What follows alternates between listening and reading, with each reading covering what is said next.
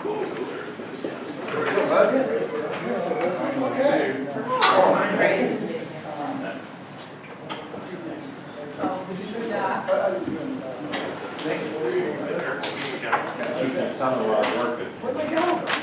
took it. You know, your dad was keep telling me you wanted to buy me the new suit. Seriously? No. Just not even. There's a ghost. Wait a minute. You engineered that. Don't want that happen by your Yes. Another one dropped. Always being hot. There is one picture, I mean. I forgot what it was. You are. Toyota Supra.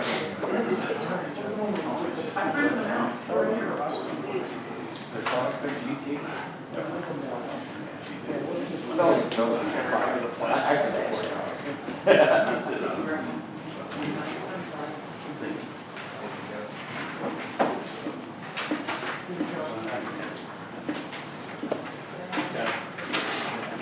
All right.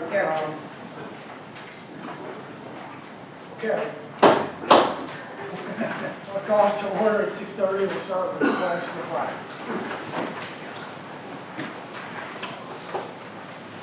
Pledge allegiance to the flag of the United States of America and to the republic for which it stands, one nation under God, indivisible, with liberty and justice for all. All right, regular agenda. Okay, so first off, let me thank everybody for coming to this special meeting. We have the MDD board here. This is a joint meeting. I appreciate them sticking around for the meeting. So what we're going to do in here today, regular agenda, is that I've asked the town engineers to come from Kimberly Horn and let the council ask questions. If there's time, if the audience has questions. But basically, go through the process, lay out the information, kind of the trajectory, the timeline, and just answer your questions. Then we're going to go over some of the tasking that we're going to be starting. Again, the idea that they're here, you can ask them questions because they're not going to be coming to meetings on a regular basis. And so now it's kind of your chance to ask anything you want to know about the road project. So I really ask them here to just let it rip, and let it, see how it goes. Okay, so I urge you, if you have questions, just jump in. Please ask questions. If you want to know something, that's why they're here. Okay, so Todd Strauss has been one person we've dealt with a lot. I think the councilman should know Todd. Do you want to introduce the rest of the Kimberly Horn team? Sure. Well, first off, appreciate that. We have artists and council for the time to come here and talk about this project. But so I brought Jill Halmerger with me and Brittany Shake. They both work. We all work together in our McKinney office, but they do a lot of road rehabilitation projects. That's one of their specialties. So I wanted to bring them along to answer any technical questions that may come up, and they'll be helping with the design of this project as well. So I guess I could just start off with I brought a couple exhibits. The two on the end here, they're really the same exhibit. One just has the scale is different. It's zoomed in a little bit more. So what this shows is the red highlighted area are the limits of the roads to be replaced with new concrete sections. And then you got links here in red, and then put a typical design and construction schedule that I guess I could go into a little bit more. I try to break it down, make it somewhat broad, but also give you some kind of key points that you need to hit in the design process. So what we have here is, first with this design, start off with a survey. So it'd be a full survey of the existing right-of-way, picking up all of the existing features, anything, the drainage ditches, so that we can do a detailed drainage analysis, and then all the driveways, tree, just anything within the right-of-way. And then also we would need geotech, which would be a geotechnical engineering firm would come out and drill take soil samples and take it back to their lab, analyze it, and they would provide recommendations on any pavement design or any preparation that would be needed based on the soil that they dig up. Typically, how deep do they go? Typically about 10 feet. They can get a good, for a roadway. So we anticipate that taking about 2 months for to complete the survey. And it's one of those things, they could be, doesn't have to be concurrent, you know, they're different groups, so each group, you know, so if you wanted to do geotech first, it would take them 2 months, and then once you got the survey started, or they could be going at the same time, but, you know, about 2 months to do that. So then we'd move on, once we get the survey and geotech back, then we would start our preliminary design of the roads. We anticipate that taking about 2 months, and then we'd submit that, call that a 50% submittal, and submit that to the town, and then give the town an opportunity to review it, provide any comments, see if we're all on the same page. We allocated 2 weeks for that review, and then we move from that to the final design, where they basically take it to, these are ready to be signed and sealed and take out the bid, but submit that again to the town, get any comments, anything that we want to add or change before putting it out to bid for a contractor. So that final design take about a little bit longer with all the details involved with that, 3 months for final design and then another 2 weeks for town review. And then tweaking any final revisions that we need, we got 2 weeks there. So from that, and I put some dates on here, just assuming we start in February, that would put final design ending around October and being ready for bid. So when you do a bid, there's state law that's very specific on the ways that you need to advertise it. It's got to be publicly bid. So I laid out the process here that there's specific timelines and advertisements that you need to hit. So you advertise, the first advertisement in the newspaper, be in October potentially, and then you need to follow it up with a second advertisement the next week. Typically, we would do a pre-bid meeting. That's not necessarily, you don't have to have a pre-bid meeting, but it's good to have a pre-bid to allow contractors to come ask questions. If there's anything unique that you want to point out to try and alleviate any questions that may be out there. And then we issue a deadline for bidders' questions because we want to keep it fair to everyone, and we can't be seen as answering a question to one contractor, and we need to have some time to be able to get those answers out to the community. So there's a questions deadline, and then a week after that, we issue an addendum based on the questions that we would get. And following that addendum, we'd have the bid opening. So kind of all those steps starting in October, you know, you wouldn't really be able to open the bid until December, just on all those kind of milestones you got to hit. So from there, we would check references, look at the bid tabulation, you know, assuming that the low contractor is reputable and qualified, then we would issue an award recommendation letter, which would then go to town council for consideration to be approved to actually release the contractor to start that work. So let me jump in, because so after having been through this, so you don't get to pick which of the bidders you want to take. They do.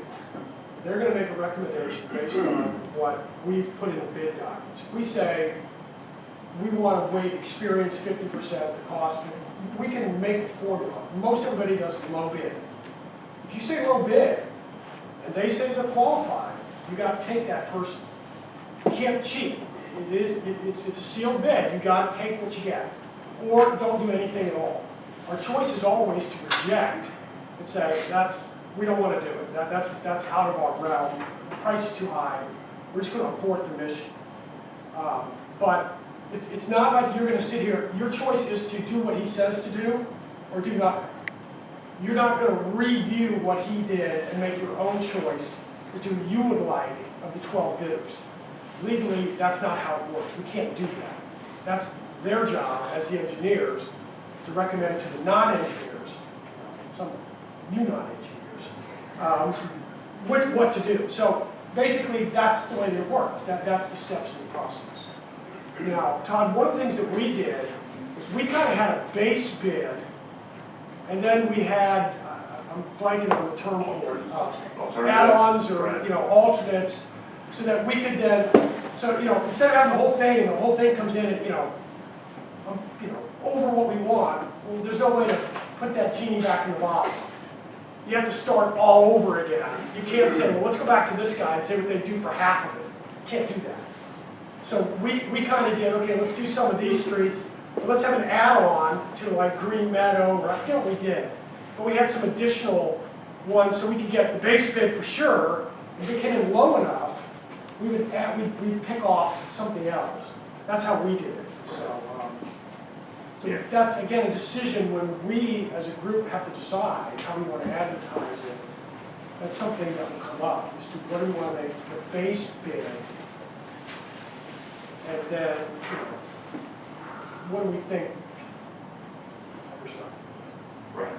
And when you pick, when you suggest somebody, you do background on their work and stuff too, that's part of it as well. It's not just totally cost, right?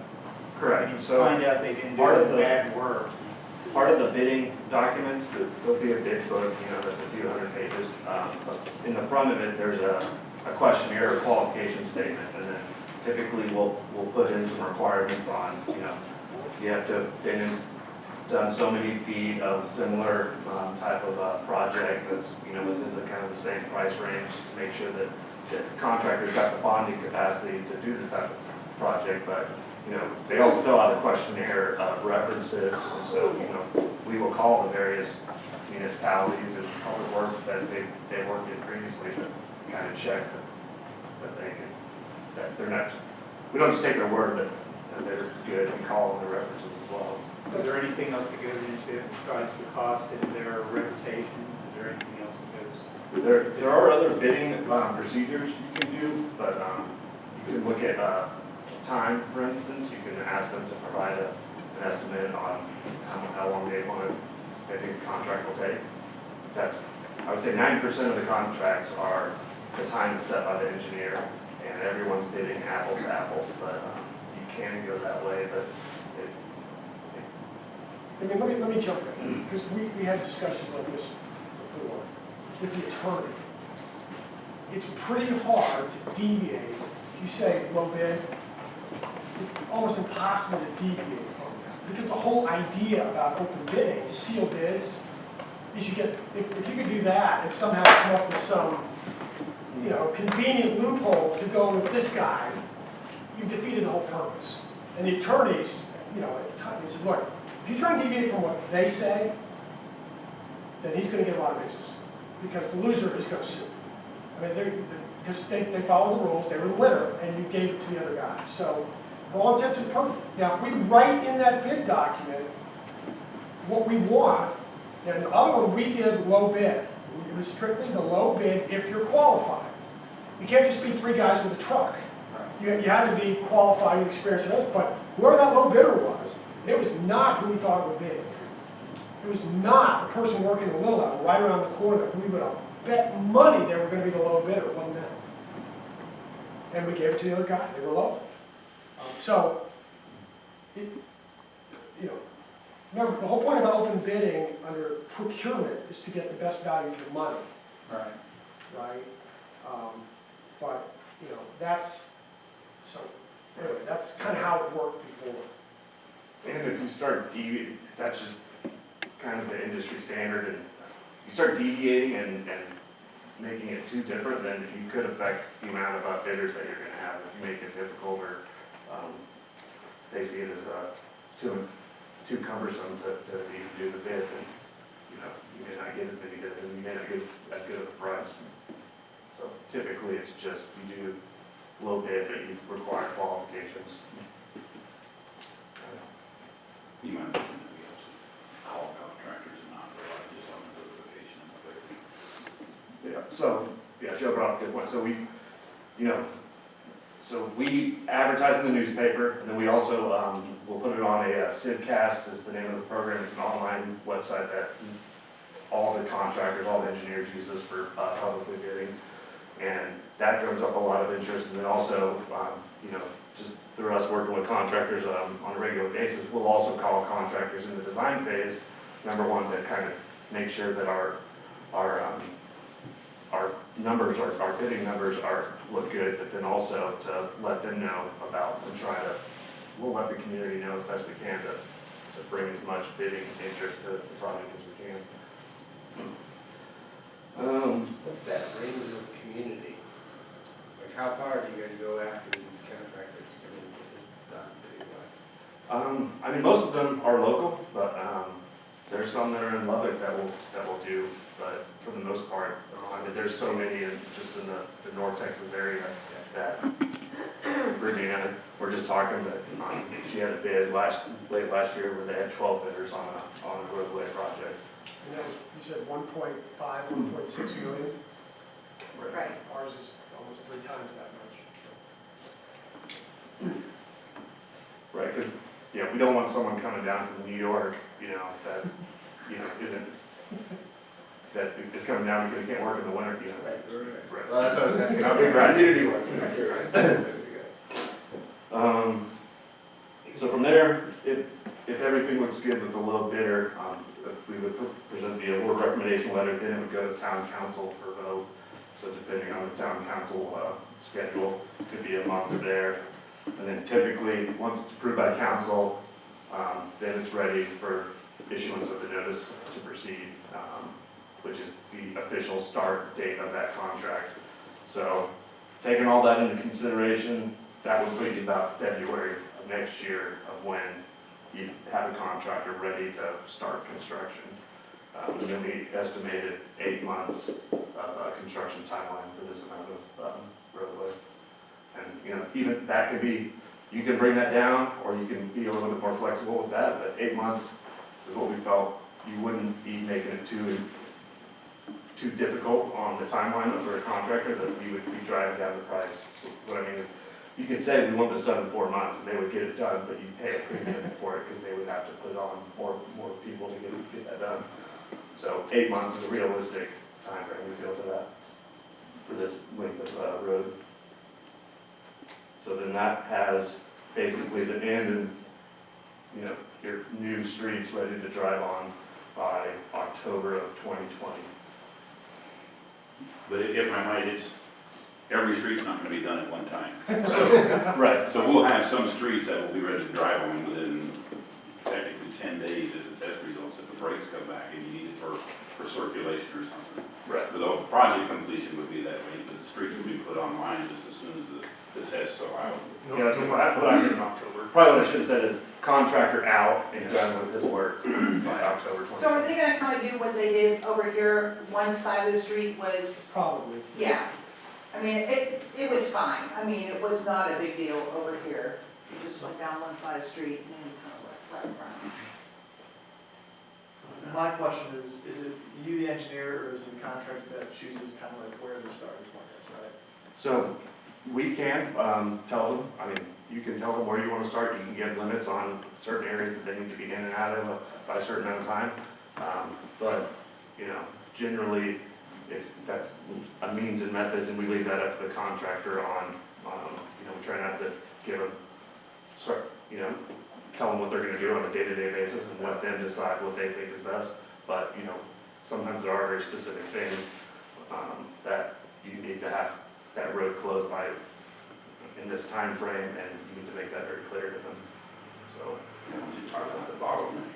right. So, for instance, here on High Ridge, Our mailboxes. Right, exactly, where the mailbox. there's going to be a section there that's the only way in and out of a lot of the peninsula area. So there's going to be some thought and some design on how that staging takes place, and we'll need to get some specific requirements in that area to make sure that we're not cutting off, half the town from getting to their home. I think, Matt, previously what we did is we kind of left it up to them, right? It's the construction, it's what they do. The only thing that we can help influence is there's some folks that have special needs and can't get out of their driveway, so we, work with the contract company, get those addressed. And most of the contractors that are gonna bid on this project bid rehab work. And they know that they have to work with the citizens in order to keep access. And we'll be very specific in the plans that there will be access everywhere at all times. And nobody, well, there will be some instances where maybe for a day we have to have no access, but the contractor will work with the homeowners in those situations. I mean, that's exactly what we did before. I mean, think about the problem. You know, you're pouring concrete, well, you're going around like in a ribbon, and then by the time you get back to where you started, it's been over a month, which means now that concrete's hard enough, you can park on it. So now you rip out the old road, now you drive on the new concrete. Because it takes about a month. We were trying to do like 30-day. They took about 30 days to get, or more, to get back to where they were. They didn't want you making a real traffic lane for like a month, but you could drive across it to enter the driveways pretty quick, but as far as the... Most people will be inconvenient, or not have any trouble with it, I'm trying to say that right. Like for myself, right, I work 8 to 5, right? So I leave before they get here, I come home and they're gone. So the lane's back open. The folks that are here during the day trying to do business, right, you might get stuck behind a truck doing concrete, you know. Because when they work on one lane, they have to use the other lane to get there, so. For the most part, like Linda said, it was inconvenient, but you know what the end game is, so it's really not that big a deal. Todd, will our requirements limit contractors bidding that will or will not include subcontractors? Well, all of them are going to have subcontractors. Okay. So there'll be, you know, cement companies and you know, so no, we can put limits on if there's some subcontractors that you know that you don't have an issue with, we can put limits on that, but no, we won't. But we will ask for their subcontractors' recommendations. So that's some of the things that we check when we're checking references. For a job this size, though, there'll always be somebody representing the general contractor on the side. Right. I mean, Jago had, I think, third party doing the QA stuff. They're doing the compaction tests, and I think that somebody, I couldn't remember. some testing company. Right, and a lot of they'll hire a geotech firm. A lot of contractors don't have a geotech arm of their company for the most part, so they'll have to hire that for their own QA. I think that was one of our decisions was we could either hire our own people, we could hire our people to do the actual physical testing, cylinder brakes and everything, or we let them do it with their subs, and the engineers reviewed the results. Right. That's what we did. We didn't want to get into that game of us, you guys doing the actual testing. None of us want to drive the cylinders to the place here. Yeah.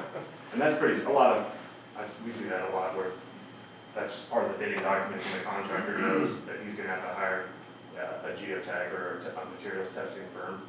And it's just a coordination deal where they let the town and the inspector know when the geotech's gonna be out there, when the cylinder brakes are coming in. But it's all under the contractor. So when we did this section of the town, do you recall how many bids came in? I was not part It was of a it. different engineering firm. Oh, it was? Yeah, it was different. I think it was six or... Yeah, we talked about this a little bit ago, we were trying to remember, I think they presented 4, but I don't think we looked, because I think there was more, but they kind of, now those are so high, they're not really contenders. Yeah, I think it was, I want to say 6, somewhere. It wasn't, it was 5 to 8. I mean, it was not. But when we did it back then, Little Elm was under construction, 720 was under, Lobo Lane was being rebuilt. There was a lot of concrete work going on in the neighborhood, so we were kind of worried. So so we drove the city. So one of the things that's different, you know, in this part of town, there's no cul-de-sac. There's only one in this part of town. And that's the end of the peninsula. It really wasn't a cul-de-sac. It was never built. It was an offset P. So we were able to do that. But this other one, there's 4, right? There's 3 or 4, maybe 3. No, there's 5. 2 on Cary Court, Stowe Court. And then there's one at Meadowlands. There's 5 cul-de-sacs in this one, and none of them are built right. So just, that's one design issue is those 5. We didn't have any big inlets over here. We got massive inlets, big drainage, you know, at Menkoff's and, you know, at Cary that are, you know, there's a lot more engineering in this phase than we had over here. This was pretty much, you know, fairly straight. The roads were, you know, they had some curve to them, but I mean, it was kind of like going down the middle of the road. Over there, it's going to be very different. So the engineering is something where we're going to be iterating on that because that's something that we learned, is that we want to get more involved in the engineering, move the road a little bit over that way or move it a little bit this way, or, you know, getting a little bit more involved in some of that stuff. Over here, there really wasn't, other than literally the road wasn't where it looked like it was. When they put it back, that's not where it was. So the engineering is going to, we're going to be involved. We were not that involved in the engineering. The actual engineering design of Freeze Nichols, they just brought it to us and it's kind of like, yeah, that thing's this thick. We didn't go through that. But I think we're going to be actively involved when they bring the engineering back. And when do I ask you all to be involved even before, once we get the survey work done, and Craig, when you want to talk about survey work and the walk in the project? Sure, I'll talk about surveys. So what allows us to have some of the flexibility that Mayor Vargas is talking about is our design survey. So that gives us a detailed look at what exactly is out there on the ground when they do the survey. So we will know exactly where the mailboxes are, exactly where the pavement transitions are. It allows us to know what the slopes of the driveways are so that if we have to move the new road over a little bit to solve a drainage issue, we can still figure out how to get your driveways connected back at the correct slope. So what we do with the survey, they come out here and it'll probably take them a little while to do that detailed survey for this amount of area. But what will happen is we'll get it back and we actually will come out here with the survey that we get, walk it, make sure that they picked up everything because they're human too. And with a project this size, we want to make sure that we have every inlet, that we have every mailbox, that we have all of these structures so that there's no surprises during design and there's no surprises in the field. We try to minimize that if we can. So we will walk this entire project and point out and add things, and that is our biggest tool in design. And I think, based on our experience, when we did this part of town, if you were to walk this part of town, there's not a lot of obstacles next to the road over here. They don't have those mailboxes, or nobody has anything really up next to the street. And there aren't any big inlets. You don't see any big pipes over here. So when we were at this point 5 years ago, they came to us and said, look, we can save some money on the survey work. We can use LiDAR and we can kind of do the center line survey. We don't have to survey kind of everything, but let's put more money into the boring. Let's figure out what's under the ground out here and really nail it down and do a lot of geotech work. So whatever the design is pretty static. So that was our trade-off that we did. So we did less survey work, but more geotech work to really make sure that the design was going to be rigid and do that. So now I see this phase over there being the exact opposite. We're going to get the survey work is super critical. The borings we're going to do borings obviously, but we're going to do this kind of design project. This is a really nice, I mean, why don't you comment on the hauling it off? You don't do that in Princeton, right? I mean, that's not what you were doing in Princeton. You were doing like line stabilization and yeah, it's a very conservative and stout pavement section. So really, like Mayor Vargas' point, we have that geotech that we can look at over there and use some of that. But so we're not going to get as many, but you still do need some geotech just because you can have some variations. But we'll still have a lot of data from existing geotech plus the additional geotechnical cores, and it'll just kind of validate that the pavement section that was used in this section is still adequate, But until they go out there and dig it up, there could be little instances where maybe there's a small section that they need to do something a little bit. I mean, you could let it fit, all the way, but most likely I would I assume it's gonna be a very similar section to what was done in the first phase of the town. I mean, I can't envision, if you came back and said, you know, hey, you don't need to excavate a foot, you can excavate 9 inches, we're going foot. It's what worked over here. Yeah, I was gonna ask if we were gonna follow the same as far as That's kind of the underlayment and the thickness of concrete. Is that all kind of based on the boring and the soil and all that? Right, so the geotechnical engineer made that recommendation based on those borings. So we'll get a similar recommendation from over here, but, what? I was just gonna say, what we did in the past is the minimum. If you put the geotech says there are certain areas we can more, we'll do more. Right. But I don't see it being any less than we have over here. Yeah. I don't. Hey, Mark. Yeah. Can I ask you a question? Sure, yes, sir. Todd, over in that area, we have a lot of those deep ditches. Is there a benefit to filling those in, not only for the road, but also, you know, for the, you know? That's one of the items that we'll be looking at with the, you know, and that part of the reason we're getting the detailed survey design is really the first, after we check the survey, the first really design task is to look at the drainage issues and see what can get pulled out. Some areas may need additional, may need increases. Like down here on Cary Lane by the lift station, it looked like there may be a drainage, you know, something larger may be needed down there. In other places, you may be able to fill in or get rid of culverts. You gotta put culverts in, and, you know, even if we keep a divot, but at least, you know, some of the yards have been filled in, there's still a divot that gives it some drain. Right. But the majority of the drain is gonna be through a culvert.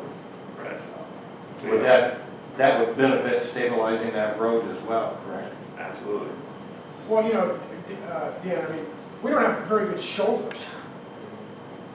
You can't pull off the side road on the shoulder and park, right? So that's how I see the water ditches evolving into, you know, really it's, you know, we need to get back to having some shoulders and, you know, do it right, kind of do it nice. Okay. More questions? I have another question, sure. So in the first phase, you have the survey and the geotech, so those are 2 parts that you guys choose, right? To do that? And then you said during the construction process, right, this geotech usually come out and do Q&As. And typically use the same geotech you use, they kind of use their own, or, It just depends. I've seen it, right? that they can use the geotech, and I've seen it done that way, or the contractor may have their preferred geotech that they want to use. I've seen it go both ways.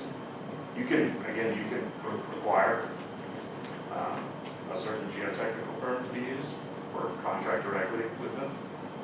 There's a lot of flexibility kind of in testing what you want to require, what you want to take on yourself.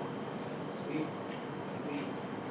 like a couple times we mentioned some formularies and some, you know, we have options to do this.